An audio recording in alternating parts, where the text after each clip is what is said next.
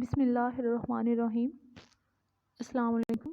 Dear students, today we are going to complete our lesson and complete our biology book. This is last lecture of your biology book, class 10th. The name of chapter is pharmacology. Today we will learn the topic named antibiotic resistance. Resistance का जो literal meaning है वो है मुज़ाहमत करना, किसी चीज़ से अपने आप को बचाना। जिस तरह आपके साथ कोई किसी की लड़ाई होती है तो आप उसके साथ हाथापाई करके अपने आप को बचाने की कोशिश करते हैं, दैट इज़ बेसिकली रेजिस्टेंस। तो अब होता क्या है एक्चुअली कि हमारे पास जो बैक्टीरियाज होते हैं जो इन्फेक्शन काज करते हैं हमारी बॉडी में जाके, वो एंटीबायोटिक्स से डरते हैं। लेकिन जब हम लोग ऊपर तले एंटीबायोटिक्स यूज़ करते रहते हैं तो एज अ रिज़ल्ट क्या होता है कि वो बैक्टीरिया इम्यून हो जाते हैं। उन्हें पता चल जाता है कि ये वाला दवाई से बंदने खानी है तो मैंने ठीक हो जाना है। लेकिन एक टाइम आता है कि जब उस एंटीबायोटिक का भी बॉडी के ऊपर कोई असर नहीं होता, वो जो बैक्टीरिया बीमारी फैलाने वाले बैक्टीरिया हैं हमारी बॉडी के अंदर, वो उसको क्या कर लेते हैं, उस एंटीबायोटिक से अपने आप को रेजिस्ट कर लेते हैं। सो एंटीबायोटिक्स रेजिस्टेंस क्या होती है? Antibiotics are extremely important in medicine, but unfortunately bacteria are capable of developing resistance to them. Antibiotics बहुत इंपॉर्टेंट है, बहुत नेसेसरी हैं, बहुत इसेंशियल है। लेकिन अगर आप इसको कॉन्टीन्यूसली यूज़ करेंगे, मुसलसल अगर आप इसको इस्तेमाल करेंगे, तो एक टाइम ऐसा आएगा कि जब इस एंटीबायोटिक का उस बैक्टीरिया के ऊपर कोई भी असर नहीं होगा। क्यों? क्योंकि उस बैक्टीरिया ने अपने लिए एक रेजिस्टेंस इस एंटीबायोटिक से के ख़िलाफ़ एक रेजिस्टेंस बना ली है। Such bacteria are not affected by commonly used antibiotics. अब ये जो बैक्टीरिया होते हैं ये कॉमनली आम तौर पे इस्तेमाल होने वाली एंटीबायोटिक से इनको कोई फ़र्क नहीं पड़ता। ये मज़ाहमत शो कर लेते हैं और अपने आप को बचा लेते हैं। Bacteria have number of veg bye developing resistance. Bacteria के पास काफ़ी ज़्यादा सारे रास्ते होते हैं जिनको इस्तेमाल करके वो अपने लिए एक वो हिफाजती तदाबीर इख्तियार कर लेता है। एंटीबायोटिक्स ये रेजिस्टेंस बैक्टीरिया है। अब यहाँ पे पहले एंटीबायोटिक्स आती थी तो बैक्टीरिया जो है वो ख़त्म हो जाता था, मर जाता था। लेकिन अब एंटीबायोटिक्स आ के जब सेम पोटेंसी की एंटीबायोटिक्स हर दफ़ा आ रही हैं तो वो जो बैक्टीरिया है वो रेजिस्ट कर जाएगा। उसे पता है कि मैंने इससे किस तरह से लड़ाई करनी है, अपने आप को किस तरह से महफूज रखना है। ये बहुत बिग फाइट है दोनों के दरमियान। लेकिन स्टार्ट में बैक्टीरिया हार जाता है, लेकिन बार बार से एंटीबायोटिक्स के यूज़ से वो बैक्टीरिया जीतना शुरू हो जाता है। Sometimes internal mechanism of bacteria stops the working of antibiotic. Sometimes क्या होता है बेटा कि जो इंटरनल मैकेनिज्म होता है बॉडी का, वो उस एंटीबायोटिक को प्रॉपर काम नहीं करने देता। Bacteria can also transfer the genes responsible for the antibiotic resistance between them. Bacteria क्या करते हैं, अपने अंदर इस तरह की जीन्स प्रोड्यूस कर लेता है जो उस बीमारी जो अपने आप को बचाने के लिए जो उस एंटीबायोटिक से जाके फ़ाइट करती हैं और उसको हरा देती हैं। Such bacteria make it possible for other bacteria to acquire resistance. अब वो बैक्टीरिया सिर्फ अपने लिए जीन्स बना के सिर्फ उन जीन्स को अपने तक ही महदूद नहीं रखता, बल्कि अपने साथी बैक्टीरियाज़ को भी वो जीन्स देता है कि आप लोग भी इसको यूज़ करें और एंटीबायोटिक से अपने आप को सेफ रखें। Another reason for increasing antibiotic resistance in bacteria is their use in disease in which they have no efficacy. Antibiotics are not effective against infections caused by viruses. अब बेटा वो ये बता रहे हैं कि जो एंटीबायोटिक्स हैं ये सिर्फ it is a combination of two words, anti and biotics. Anti मतलब किसी चीज़ के ख़िलाफ़ इस्तेमाल करना, बायोटिक्स मतलब बायो के ख़िलाफ़, ज़िंदगी के ख़िलाफ़। आप जानते हैं कि बैक्टीरिया जो हैं ये लिविंग ऑर्गेनिजम्स हैं। No doubt these are micro organisms, but these are living organisms. So इन लिविंग ऑर्गेनिजम्स को किल करने के लिए जो ड्रग्स यूज़ की जाती हैं उनको एंटीबायोटिक्स कहा जाता है। You are very much familiar that viruses are a cellular particles. ये तब लिविंग होते हैं जब ये किसी लिविंग ऑर्गेनिजम्स की बॉडी में मौजूद होते हैं। सो इस वजह से एंटीबायोटिक्स का वायरसेस के ऊपर कोई भी इफ़ेक्ट नहीं होता। वायरसेस को ख़त्म करने के लिए एंटीबायोटिक्स बिल्कुल बेकार होती हैं, वो उसको ख़त्म नहीं कर सकती। Resistance. So what is resistance? Resistance to antibiotics possesses a serious and growing problem because some infections diseases are becoming more difficult to treat. अब जब वो बैक्टीरिया रेजिस्ट करते हैं उन एंटीबायोटिक्स से, तो एज अ रिज़ल्ट क्या होता है कि उस बीमारी को रिकवर करना बहुत ही डिफ़िकल्ट प्रोसेस हो जाता है. Some of the resistant bacteria can be treated with more powerful antibiotics, but there are some infections that do not eliminate with new antibiotics. अब होता ये है एक्चुअली कि अगर आप एक एंटीबायोटिक ले रहे हैं, आपको बुखार है, आप पैनाडोल ले रहे हैं, ठीक है, तो पैनाडोल भी एक एंटीबायोटिक है ना. आपको बुखार हुआ, आपने एंटीबायोटिक ले ली. अगर तो आपको वो बुखार किसी बैक्टीरिया की वजह से हुआ है तो फर्स्ट टाइम आपने एंटीबायोटिक यूज़ की और आपका बुखार ठीक हो गया.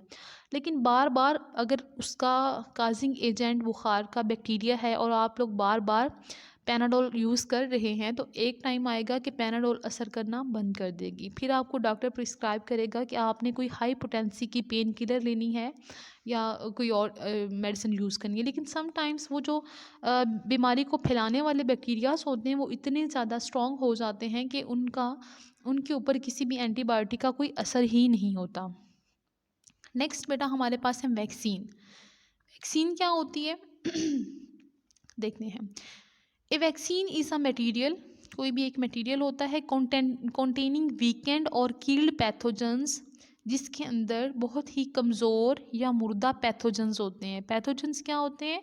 ये छोटे छोटे से माइक्रो ऑर्गेनिज़म्स होते हैं जो कि लिविंग ऑर्गेनिज़म्स की बॉडी में जाके बीमारियां फैलाते हैं. अब वैक्सीन में क्या होता है, आपने देखा है ना कि वैक्सीन होती है, पोलियो की भी वैक्सीन होती है, समटाइम्स हेपाटाइटिस की वैक्सीन होती है. तो वैक्सीन कब यूज़ की जाती है? जब वो बीमारी अभी तक हुई नहीं होती, लेकिन आपको ख़दशा होता है कि अल्लाह ना करे कि मुझे ये बीमारी ना हो जाए, तो आप लोग उस बीमारी से बचने के लिए वैक्सीन लगवाते हैं. अब वो जो वैक्सीन है वो एक्चुअली क्या होती है, उस वैक्सीन के अंदर उसी बीमारी फैलाने वाले बैक्टीरिया कि वीकेंड बहुत कमज़ोर बैक्टीरिया को रखा जाता है या फिर मुर्दा बैक्टीरिया को रखा जाता है. अब वैक्सीन के अंदर मौजूद बैक्टीरिया जब उस बंदे की बॉडी में चला जाएगा तो वो उसके लिए एंटीबॉडीज़ प्रोड्यूस करेगा, उसकी फ्रेंडशिप हो जाएगी ना जाके. तो अब नई आने वाला जब वो असल में बीमारी फैलाने वाला बैक्टीरिया आएगा, तो पहले से मौजूद जो बैक्टीरिया उसके अंदर हैं सॉरी, वो उसको डिफेंड करेंगे. और एज अ रिज़ल्ट क्या होगा कि वो जो प्योर वाले ओरिजिनल वाले बैक्टीरिया आएंगे जिन्होंने डिज़ीज़ स्प्रेड करनी थी, वो मर जाएंगे, क्योंकि ऑलरेडी वीकेंड जर्म जो उसकी बॉडी में पहले से इंजेक्ट किए गए थे वो अब मेच्योर हो चुके हैं. A vaccine is a material containing weakened or killed pathogens and is used to produce immunity to a disease by stimulating the production of antibodies. अब वो जो वीक जर्म्स होते हैं वो उसी बैक्टीरिया वही बैक्टीरिया होते हैं, लेकिन वो इमेच्योर होते हैं, वो अभी इनिशियल स्टेजेस पे होते हैं. जब वो किसी बॉडी के अंदर इंजेक्ट कर दिए जाते हैं तो एज अ रिज़ल्ट क्या होता है कि वो बैक्टीरिया जो उसकी बॉडी के अंदर जा चुके हैं in the form of vaccine, वो एंटीबॉडीज़ प्रोड्यूस करेंगे. In 1796, a British physician, Edward Jenner, infected a young boy with cowpox by injecting pus cell. 17th century में ना 17वीं सदी में एक बीमारी आई थी. क्या होता था कि जो लोग भी गाय का दूध धोते थे उसमें उनके हाथों पे छाले बन जाते थे, क्योंकि वो एक इन्फेक्शियस स्मॉल पॉक्स, ये जो एक वायरस था, इसकी वजह से वो हमारे पास जो उसके जर्म्स थे जिन हाथों में वो लगते थे वहाँ पे छाले बन जाते थे. अब क्या किया, एक दफ़ा जो एक एडवर्ड जेनर जो था, ये एक अंग्रेज़ एक फ़िज़िशियन था, ब्रिटिश फ़िज़िशियन था. इसने क्या किया कि वो बंदा जिसको छाले बन चुके थे, जिसके वो स्मॉल पॉक्स बन चुके थे, इंजेक्शन की मदद से उसमें से वो वीकेंड जर्म उसके लिए उनको एक हेल्दी बंदे में डाल दिया, एक छोटे से बच्चे के अंदर डाल दिया. अब उस यंग बॉय के अंदर जब वो वीकेंड जर्म्स गए तो उन्होंने अपनी एंटीबॉडीज़ तैयार की. अब सब लोगों को बीमारी होगी काउ पॉक्स वाली, लेकिन उस बच्चे को बीमारी नहीं हुई. तो उसने कहा कि एक्चुअली मैंने ये वैक्सीन तैयार की थी, और वैक्सीन जो होती है वो किसी भी बीमारी से पहले लगाई जाती है. वैक्सीन पहले यूज़ होती है और बाद में जो मेडिसिन यूज़ करके उस बीमारी से छुटकारा हासिल किया जाता है, एक्चुअली वो ट्रीटमेंट होता है. Edward Jenner injected the pus cells from a smallpox patient into him. The boy did not get smallpox. Vaccine and vaccination. Vaccine बेटा वो दवाई होती है जो बीमारी से पहले दी जाती है, और वैक्सीनेशन वो अमल होता है जिस अमल में वैक्सीन इंजेक्ट की जाती है।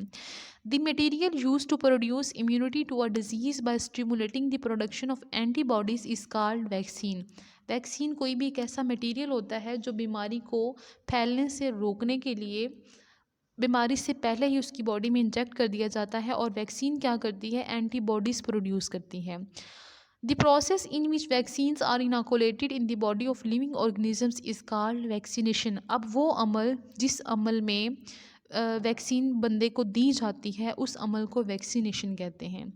वैक्सीनेशन जो होती है बेटा ये दो तरह से की जाती है, इंजेक्शंस की फॉर्म में भी की जाती है और ड्रॉप्स की फॉर्म में भी की जाती है। पोलियो के कतरे आपने अक्सर देखे होंगे, कतरे जो पिलाने आते हैं तो वो भी वैक्सीन होती हैं।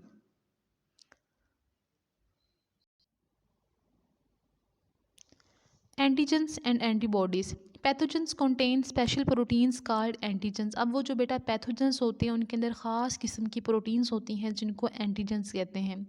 When pathogens enter the body of the host the protein stimulate the immunity system and produce synthesis of antibiotics. Antibiotics bind to pathogens and destroy them.